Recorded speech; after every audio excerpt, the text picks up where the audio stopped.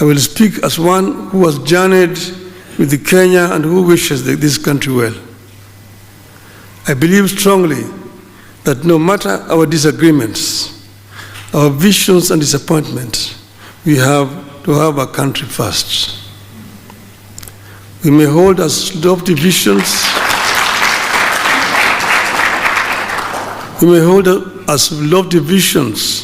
as we wish, but without a country to implement the ideas, they will remain mere wishes and defiled dreams. An imperfect nation making efforts to become a more perfect union is preferable to a nation that went under. So this meeting is taking place at a particularly opportune moment. It is the first since the ODM and UDA signed an MOU that not only preserved the nation, but also set out a broad agenda for the creation of a people-centered, proactive, inclusive, and pragmatic service delivery.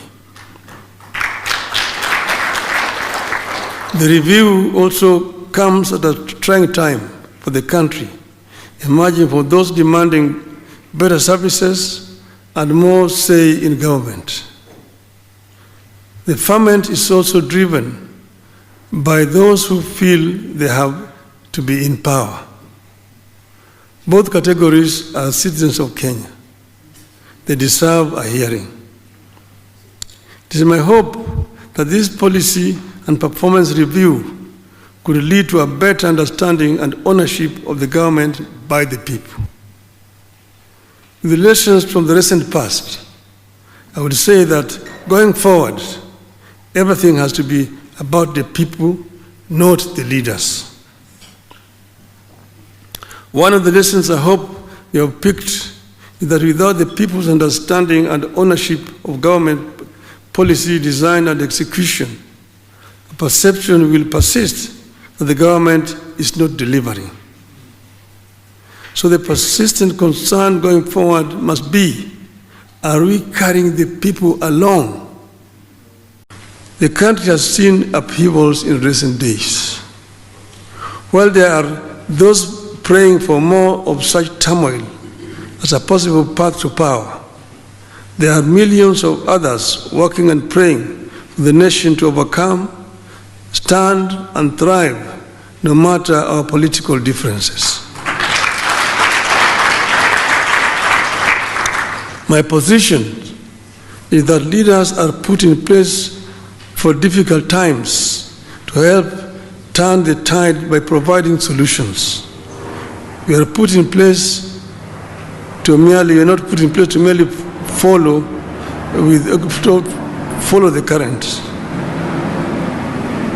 The challenge the National Executive must impress on its officials is that they consistently ask themselves, are we leading or following the people?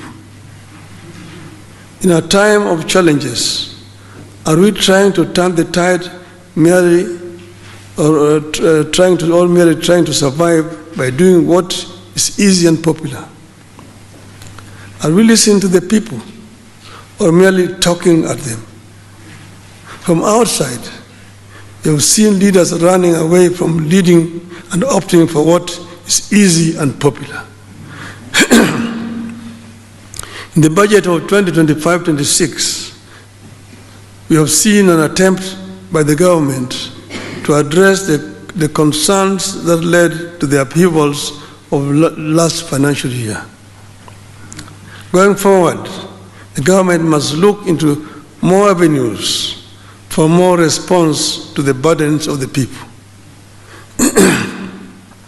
This government must do, not in order to be popular or to win the next election, but because it is the right thing to do.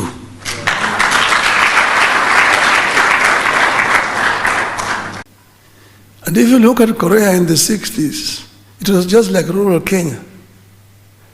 If they show you what it looked like, the rural Korea, it was like our rural Kisii today.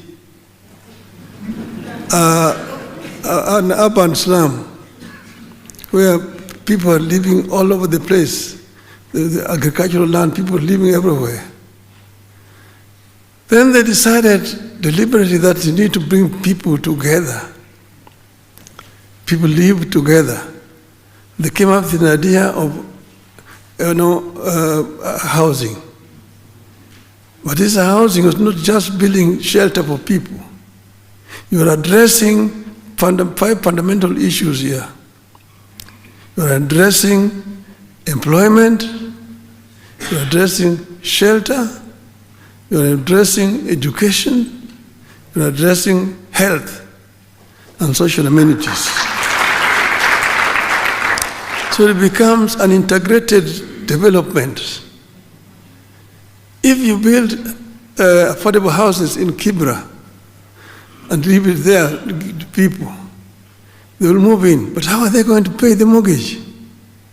You must put up workshops there for them where they're going to work, put a market there where they will sell their wares, okay? And put a school somewhere where the children will go, put a health center somewhere there where if they're sick they'll go, and a social place where they can go for recreation, or they can go for one for the road after work. Then it becomes sustainable. It becomes sustainable. So I'm happy that you have embraced AI, because it is the way forward in the world today.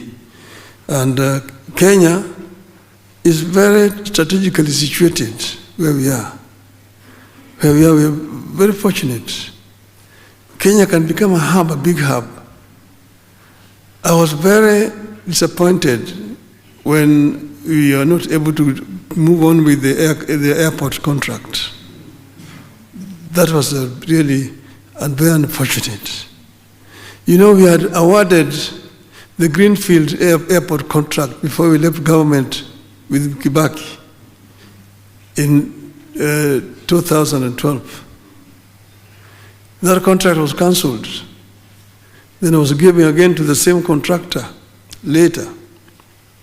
But then again cancelled somewhere because of disagreement in the middle. And then now, when we brought in the Adani, they brought all these politics, and then the contract was cancelled. If that is not done, Nairobi will just become dormant. Look at Addis Ababa. It's going, and now they're putting up a new big airport. So Addis Ababa is going to be the hub around. Ethiopian Airlines is the dominant airline now on the continent. Kenya Airways can do the same. Kenya Airways can be the carrier in the continent because South Africa went down. But we are not doing it. You need to find a way. Look at Emirates. The people in the Emirates there do not look at that airline for making profits. It's basically a vehicle bringing investors, tourists, shoppers to the Emirates. KQ can be making losses so long as it's bringing people to our country. See? This is the thing. And put up a big airport in Nairobi. If you don't do it, Rwanda is going to do it. The Kigali will become the hub around here. You can do it here in Nairobi, and Nairobi becomes the hub and become the Dubai of Africa.